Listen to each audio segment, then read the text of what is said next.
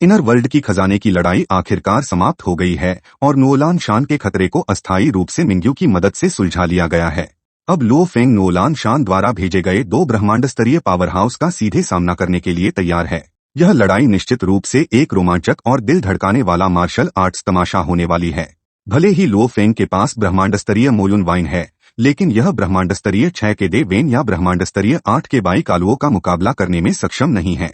तो एक स्टार स्तरीय इकाई होते हुए भी लो फेंग में इन ब्रह्मांड स्तरीय प्राणियों के साथ सीधी लड़ाई का आत्मविश्वास कहां से आता है?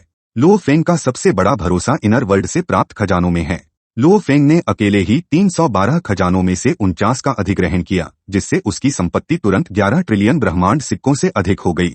यदि इस संपत्ति को ब्रह्मांड स्तरीय 9 ग्रेड सेवकों में परिवर्तित किया जाए तो लो फेंग कम से कम 1000 सेवक खरीद सकता है। क्या आप उत्सुक हैं कि लो फेंग इतनी बड़ी राशि का उपयोग कैसे करेगा? आइए आज मैं आपको इसके बारे में बताता हूँ। जैसा कि आप में से कई लोग जानते हैं, लो फेंग की वर्तमान सबसे मजबूत युद्ध शक्ति उसका पृथ्वी अवतार नहीं बल्कि गोल्डन हॉर्न्ड बीस्ट है। इसलिए लो फेंग ने गोल्डन हॉर्न्ड बीस्ट के विकास को तेज करने के लिए सबसे बेहतरीन धातु संयोजन खरीदने में कोई कसर नहीं छोड़ी। मात्र 20 महीनों में गोल्डन हॉर्न्ड बीस्ट ब्रह्मांड स्तरीय 1 से ब्रह्मांड स्तरीय 6 में विकसित हो गया, जो बढ़ी हुई गुप्त तकनीकों के तहत ब्रह्मांड स्तरीय 9 योद्धाओं को भी हराने में सक्षम है। यह विकास कई अन्य लोगों की प्रगति से कहीं आगे है, जिसमें नोलान शान भी शामिल है, जिसकी प्रतिभा की तुलना में यह बेहद अधिक है। नोलान शान भले ही वह अत्यधिक प्रतिभाशाली है, ब्रह्मांड स्तरीय 1 से ब्रह्मांड स्तरीय 9 में उन्नति करने में 80,000 से अधिक वर्ष लग गए, जबकि गोल्डन हॉर्न्ड बीस्ट को केवल लगभग 20 वर्ष लगे। यह लाभ उच्चतम रक्त रेखा से उत्पन्न होता है।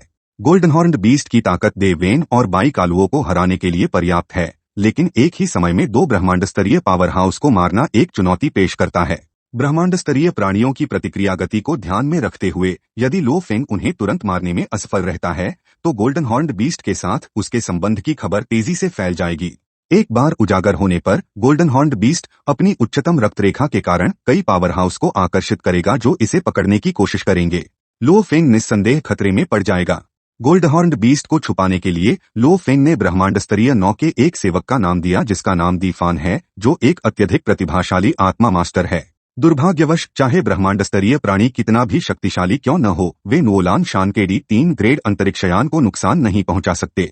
यदि दे वेन और अन्य यह पता लगा लेते हैं कि लो फेंग के पास एक ब्रह्मांड स्तरीय 9 का सेवक है, तो वे बस अपने अंतरिक्षयान में छिप सकते हैं और सीधे पृथ्वी पर उड़ान भर सकते हैं, जिससे लो फेंग शक्तिहीन हो जाएगा और पृथ्वी खतरे में पड़ जाएगी।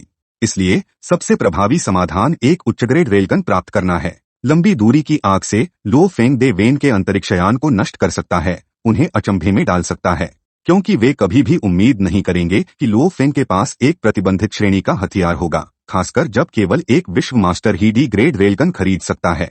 आप सोच सकते हैं, चूंकि पिछले एपिसोड में मिंग्यू ने लो फेंग को D ग्रेड रेलगन उपहार में दिया था, तो क्या लो फेंग के लिए एक और खरीदना दोहराव नहीं होगा? वास्तव में पिछले एपिसोड की घटनाएं उपन्यास में नहीं थीं और स्पष्ट रूप से उत्पादन टीम द्वारा एक अनुकूलन थीं। तो 200 अरब से अधिक ब्रह्मांड सिक्के कहाँ गए? मैंने इस पर एक छोटा विश्लेषण किया है। पूर्वावलोकन के आधार पर उत्पादन टीम बहुत सावधानी से काम कर रही है।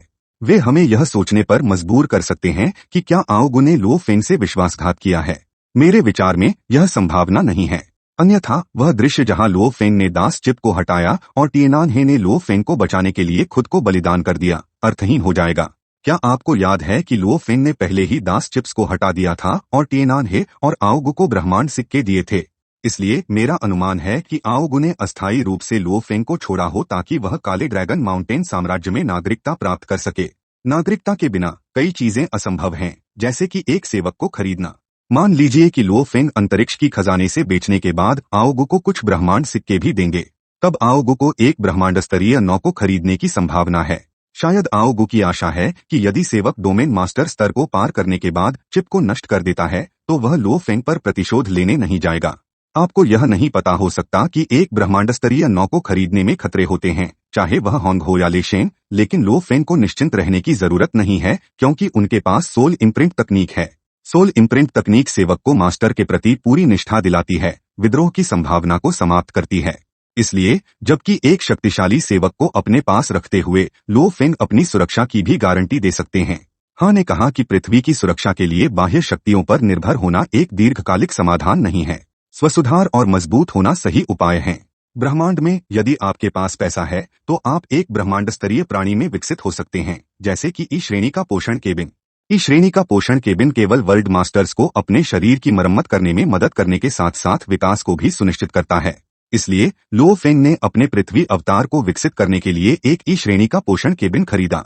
हालांकि इसकी उच्च मूल्य करीब 100 ब्रह्मांड स्तरीय नौ को खरीद सकता था। इसके तुलना में इसे एक ब्रह्मांड स्तरीय प्राणी में विकसित होने के लिए उपयोग करना अनुचित लगता है।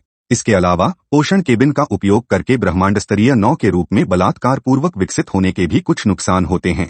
इससे कानूनों को समझने में मजबूत आधार की कमी के कारण घातक कमियों का सामना करना पड़ सकता है, जिससे डोमेन मास्टर बनने का संभावनात्मक नहीं होता है।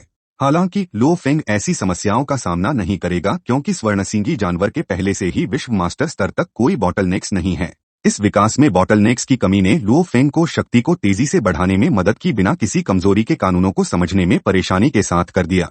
पूर्वावलोकन से यदि मैं गलत नहीं हूं तो यह अवश्य आओगो का हथियार होना चाहिए।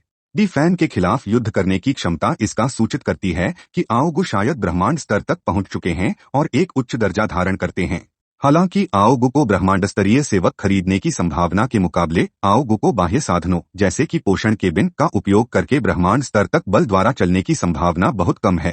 पोषण केबिन की अत्यधिक मूल्यवान कीमत आओगो के लिए बाहर हो सकती है। इसके अलावा ब्रह्मांड स्तर 9 को प्राप्त करने में लगभग सैकड़ों वर्ष लगते हैं, जो लो फेंग को वर्तमान संकट में कम मदद के समर्थन में है। हालांकि विधि के बावजूद मैं अभी भी मानता हूं कि आओगो लो फेंग को धोखा नहीं देगा। आपका क्या विचार है? अपने पृथ्वी अवतार के विकास को तेजी से बढ़ाने के लिए विशाल राशि खर्च करने के अलावा लो फेंग ने एक नया हथियार भी खरीदा, यानशेन आर्मामेंट।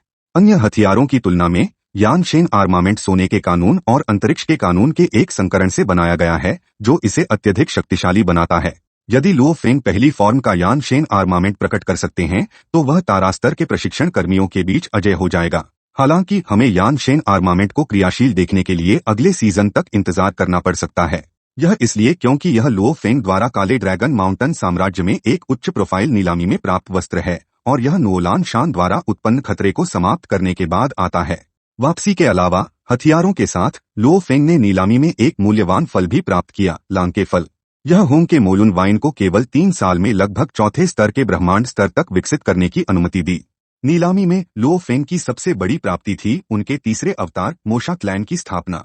क्या आपको इस बारे में क्योंकि क्या लो फेंग की धन अंतरिक्ष में ट्रेजर में से प्राप्त होने वाला इन सभी खर्चों का सामना कर सकता है? बिल्कुल नहीं। भाग्य की देवी के प्रति लो फेंग का हमेशा रूप से प्रेम है, अन्यथा लो फेंग को अभिवादन क्लैन के रूप में तीसरे अवतार के रूप में मोशा क्लैन नहीं मिलता, जो ब्रह्मांड में सबसे मजबूत हत्यारा समूह माना जाता है। मोशा क्लैन सबसे शक्तिशाली हत्यारा बन सकता है कि वे अंतरिक्ष कानून को समझने में स्वाभाविक रूप से प्रतिभाशाली होते हैं, जिससे वे अंतरिक्ष के गुप्त तकनीकों को आसानी से कार्यान्वित कर सकते हैं। यदि नीलामी आइटम मोशा क्लैन के अधूरे त्वचा न होती तो लो फेंग के फंड बोली को सुरक्षित करने के लिए पर्याप्त नहीं होते। मोशा क्लैन अवतार के साथ लो फेंग ब्रह्मांड में साहसी रूप से उपायुक्त हो सकता है, कई बार खतरे से बचता है और एक प्रमुख शक्तिशाली होने के अनेक अवसर प्राप्त करता है। यहाँ तक कि इस वीडियो के लिए बस इतना ही।